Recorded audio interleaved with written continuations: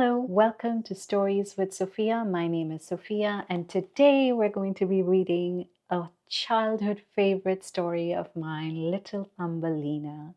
I have very fond memories associated with this story. I remember being read to by my aunt. We call my aunt Masi, that is in Gujarati, which is my mother tongue. I am going to be rereading this story after decades at the bare minimum, and I'm very excited to do so. Okay, here we go. This is Little Thumbelina by Hans Christian Andersen. There was once a woman who wished very much to have a little child. She went to a fairy and said, "I should so very much like to have a little child. Can you tell me where I can find one?" "Oh, that can be easily managed," said the fairy. "Here is a barley corn. It is not exactly of the same sort as those which grow in the farmer's fields, and which the chickens eat. Put it into a flower pot and see what will happen." "Thank you," said the woman, and she gave the fairy 12 shillings, which was the price of the barley corn. Then she went home and planted it, and immediately there grew up a large, handsome flower, somewhat like a tulip in appearance, but with its leaves tightly closed, as if it were still a bud. "It is a beautiful flower," said the woman, and she kissed the red and golden colored petals, and as she did so, the flower opened, and she could see that it was a real tulip. But within the flower, upon the green velvet stamens, sat a very delicate and graceful little maiden. She was scarcely half as long as a thumb, and they gave her the name of Little Thumb or Thumbelina, because she was so small. A walnut shell, elegantly polished, served for a cradle. Her bed was formed of blue-violet leaves, with a rose leaf for a counterpane. Here she slept at night, but during the day she amused herself on a table, where the peasant wife had placed a plate full of water. Round this plate were wreaths of flowers, with their stems in the water, and upon it floated a large tulip leaf, which served the little one for a boat. Here she sat and rowed herself from side to side with 2 oars made of white horsehair. It was a very pretty sight. Thumbelina could also sing so softly and sweetly that nothing like her singing had ever before been heard. One night, while she lay in her pretty bed, a large, ugly, wet toad crept through a broken pane of glass in the window, and leaped right upon the table where she lay sleeping under her rose-leaf quilt. "What a pretty little wife this would make for my son," said the toad, and she took up the walnut shell in which Thumbelina lay asleep, and jumped through the window with it into the garden. In the swampy margin of a broad stream in the garden lived the toad with her son. He was uglier even than his mother, and when he saw the pretty little maiden in her elegant bed, he could only cry, "Croak, croak, croak." "Don't speak so loud, or she will wake," said the toad, "and then she might run away, for she is as light as swan's down. We will place her on one of the water lily leaves out in the stream. It will be like an island to her. She is so light and small, and then she cannot escape. And while she is away, we will make haste and prepare the stateroom under the marsh in which you are to live when you are married." Far out in the stream grew a number of water lilies with broad green leaves, which seemed to float on the top of the water.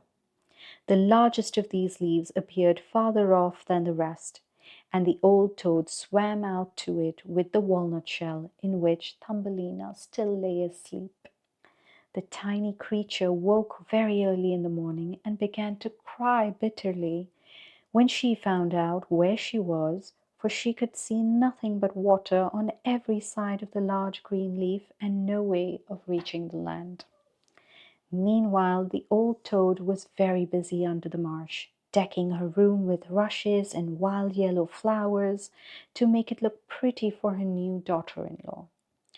Then she swam out with her ugly son to the leaf on which she had placed poor Thumbelina.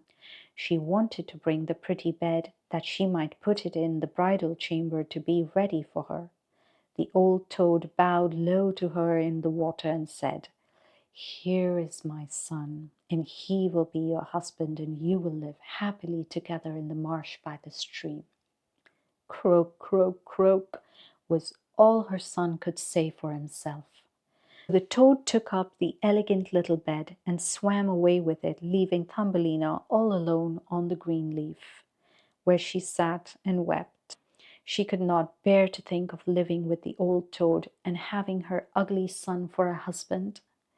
The little fishes who swam about in the water beneath had seen the toad and heard what she said, so now they lifted their heads above the water to look at the little maiden.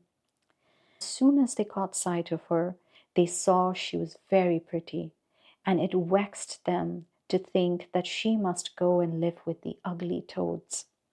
No, it must never be.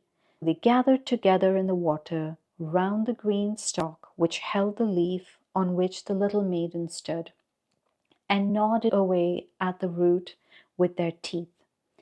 Then the leaf floated down the stream, carrying Thumbelina far away out of reach of land. Thumbelina sailed past many towns, and the little birds in the bushes saw her and sang, "What a lovely little creature!" So the leaf swam away with her farther and farther till it brought her to other lands. A graceful little white butterfly constantly fluttered around her, and at last alighted on the leaf. The little maiden pleased him, and she was glad of it, for now the toad could not possibly reach her, and the country through which she sailed was beautiful. The sun shone upon the water till it glittered like liquid gold. She took off her girdle and tied one end of it round the butterfly, fastening the other end of the ribbon to the leaf, which now glided on much faster than before, taking Thumbelina with it as she stood. A large cockchafer flew by. The moment he caught sight of her, he seized her round her delicate waist with his claws and flew with her into a tree. The green leaf floated away on the brook, and the butterfly flew with it, for he was fastened to it and could not get away.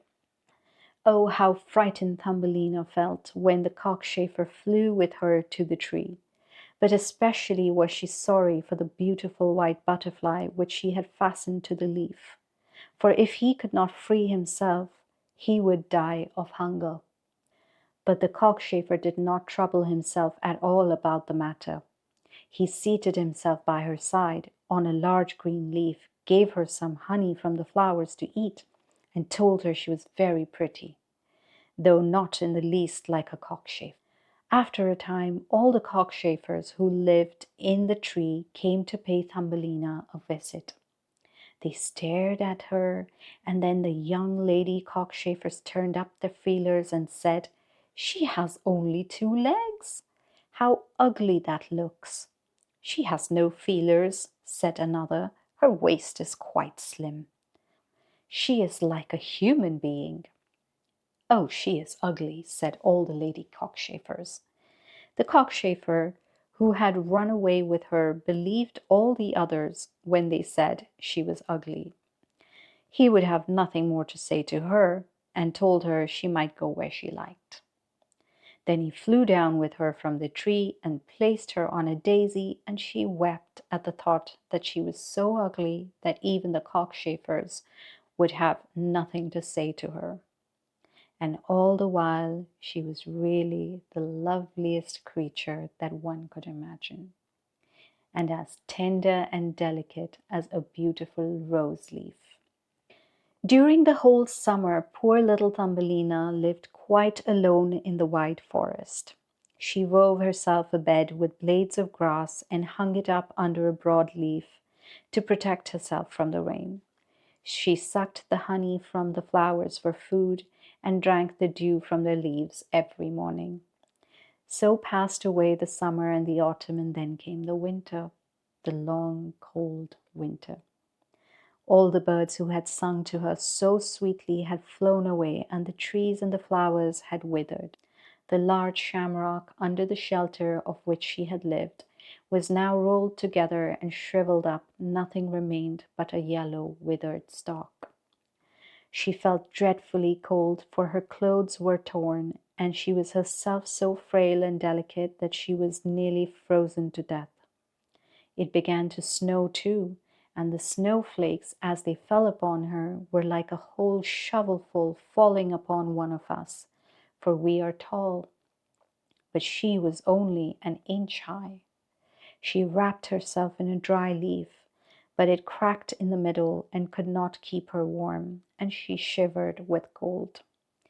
Near the wood in which she had been living was a large cornfield, but the corn had been cut a long time.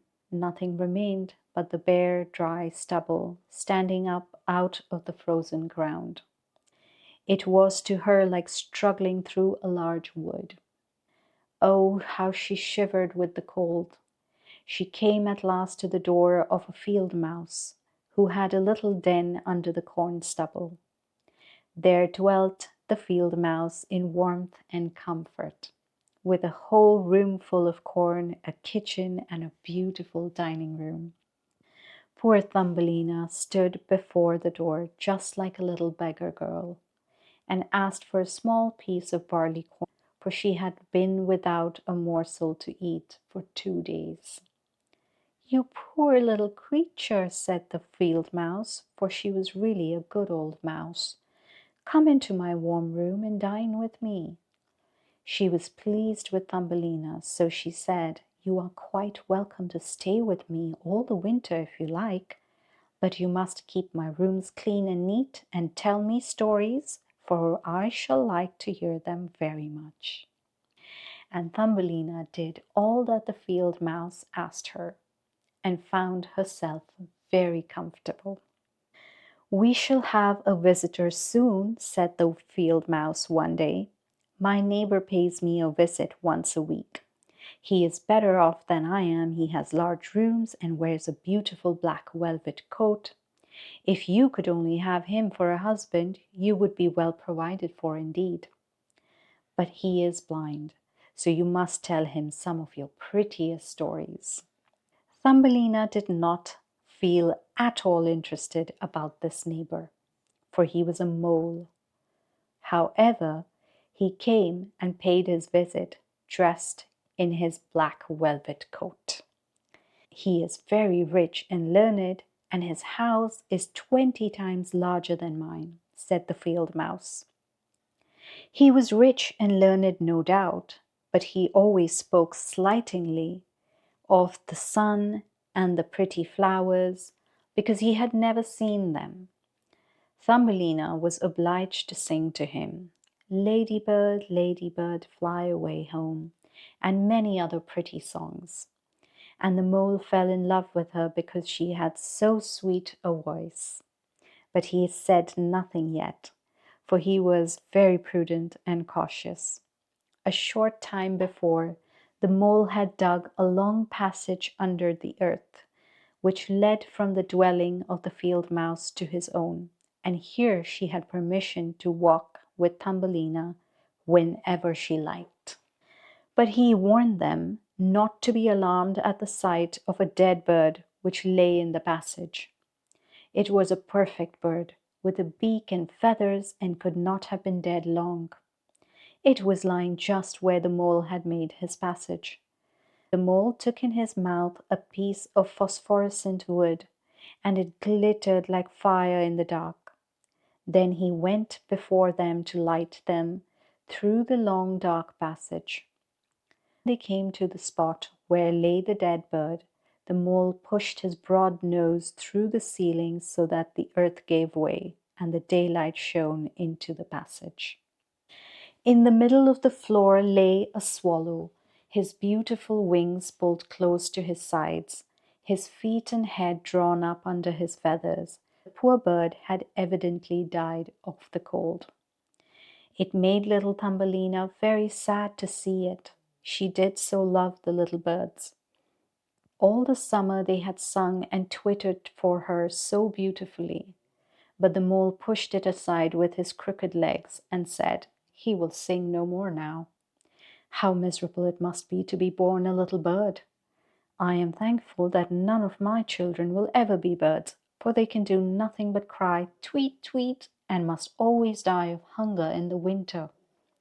"Yes, you may well say that, as a clever man," exclaimed the field mouse. "What is the use of his twittering if, when winter comes, he must either starve or be frozen to death? Still, birds are very high-bred."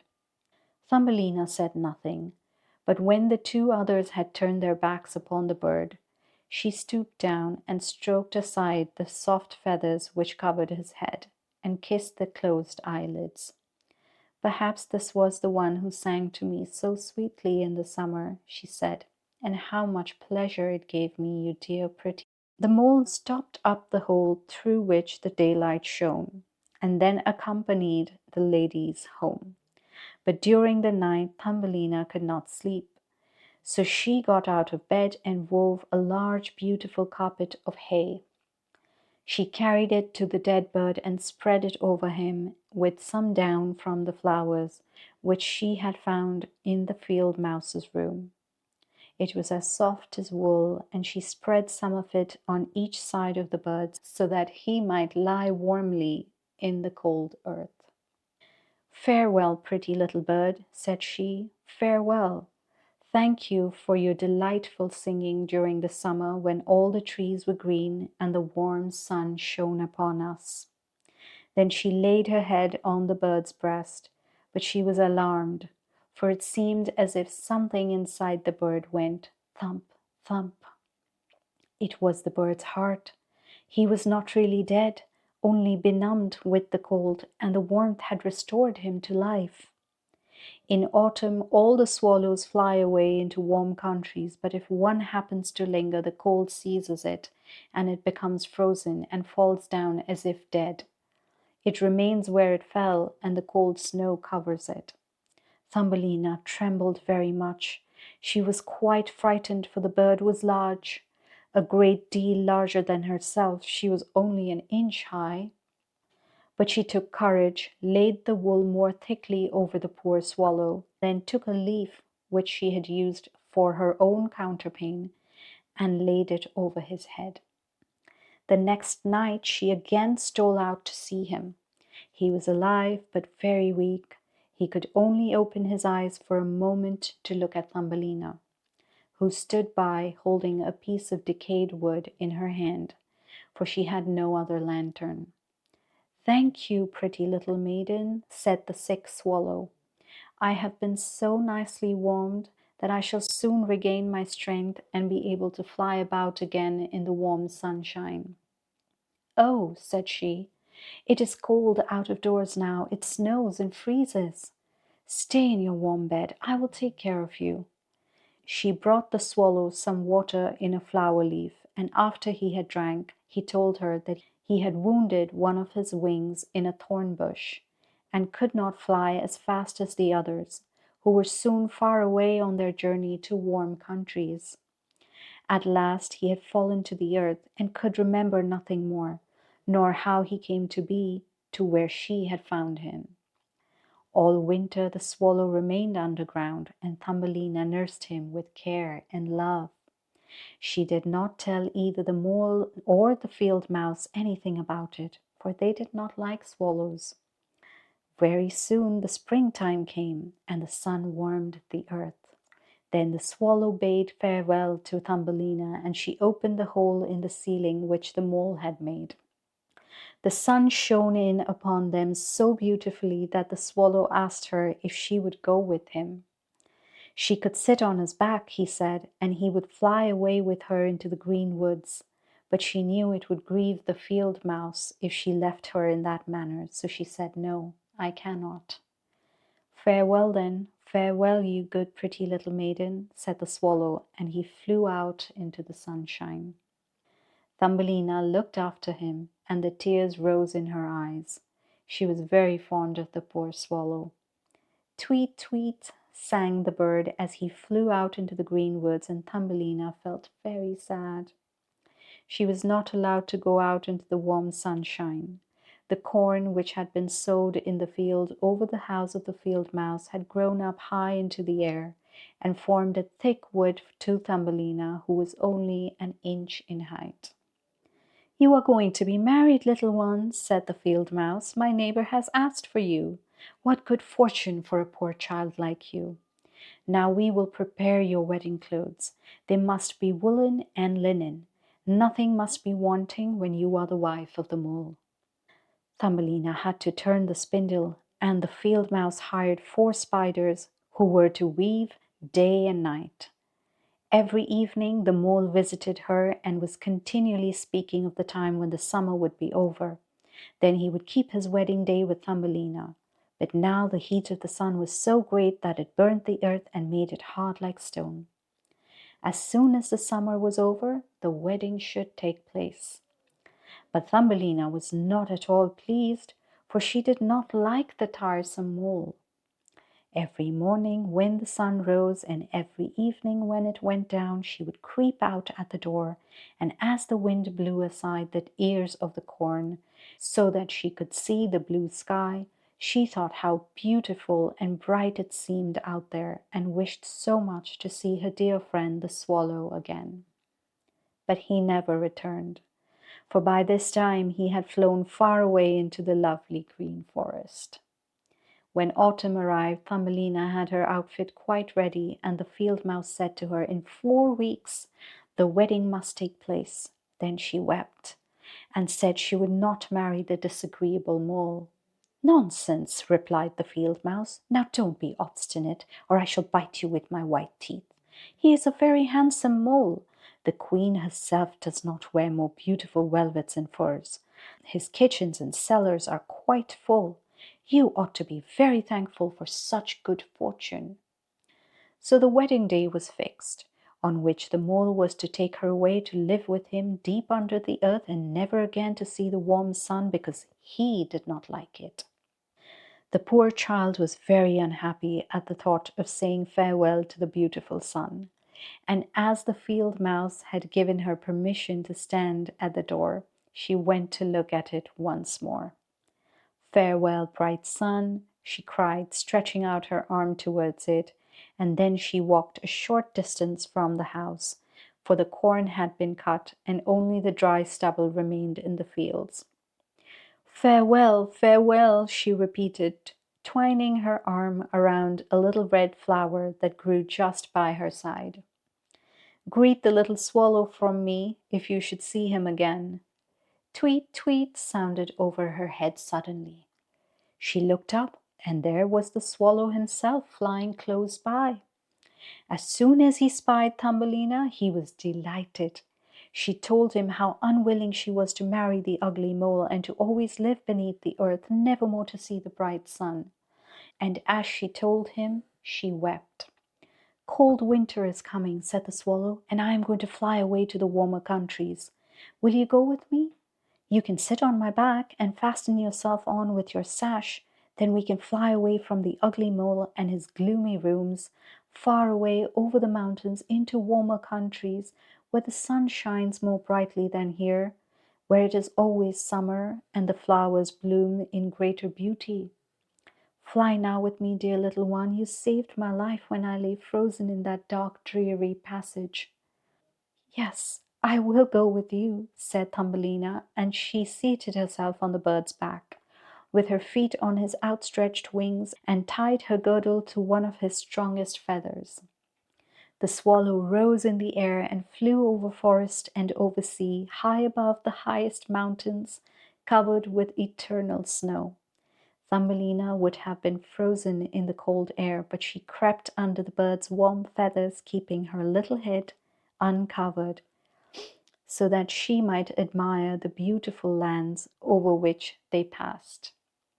At length they reached the warm countries, where the sun shines brightly and the sky seems so much higher above the earth. Here on the ledges and by the wayside grew purple, green, and white grapes. Lemons and oranges hung from trees in the woods, and the air was fragrant with myrtles and orange blossoms. Beautiful children ran along the country lanes, playing with large gay butterflies, and as the swallow flew farther and farther, every place appeared still more lovely. At last they came to a blue lake, and by the side of it, shaded by trees of the deepest green, stood a palace of dazzling white marble, built in the olden times. Vines clustered round its lofty pillars, and at the top were many swallows' nests. And one of these was the home of the swallow who carried Thumbelina. "This is my house," said the swallow, "but it would not do for you to live there. You would not be comfortable. You must choose for yourself one of those lovely flowers, and I will put you down upon it. And then you shall have everything that you can wish to make you happy." "That will be delightful," she said, and clapped her little hands for joy. A large marble pillar lay on the ground, which in falling had been broken into 3 pieces. Between these pieces grew the most beautiful large white flowers. So the swallow flew down with Thumbelina and placed her on one of the broad leaves. But how surprised she was to see, in the middle of the flower, a tiny little man, as white and transparent as if he had been made of crystal. He had a gold crown on his head and delicate wings at his shoulders, and was not much larger than she was herself.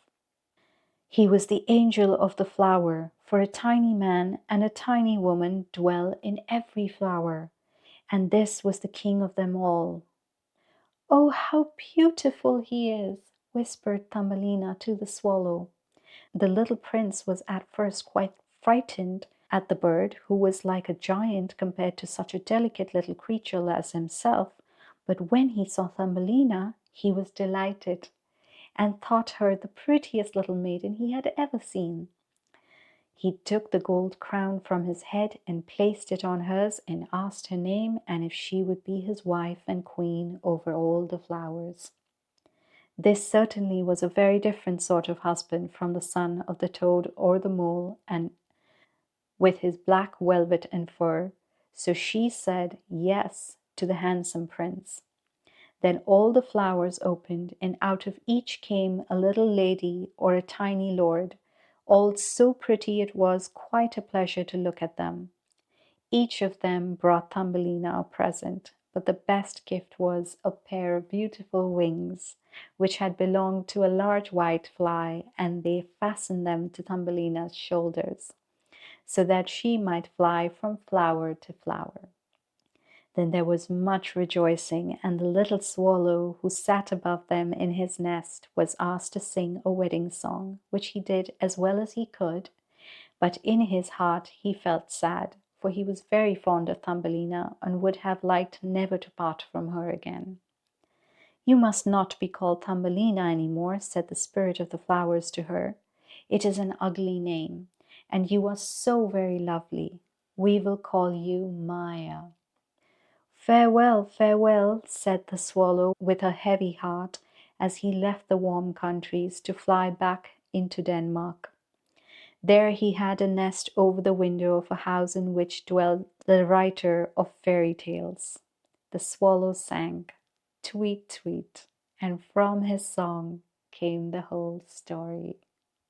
Not quite the version I heard as a little girl. As we all know, children's fairy tales are sort of adapted to suit little kids, but a beautiful one still, and of course the original. I hope you enjoyed this.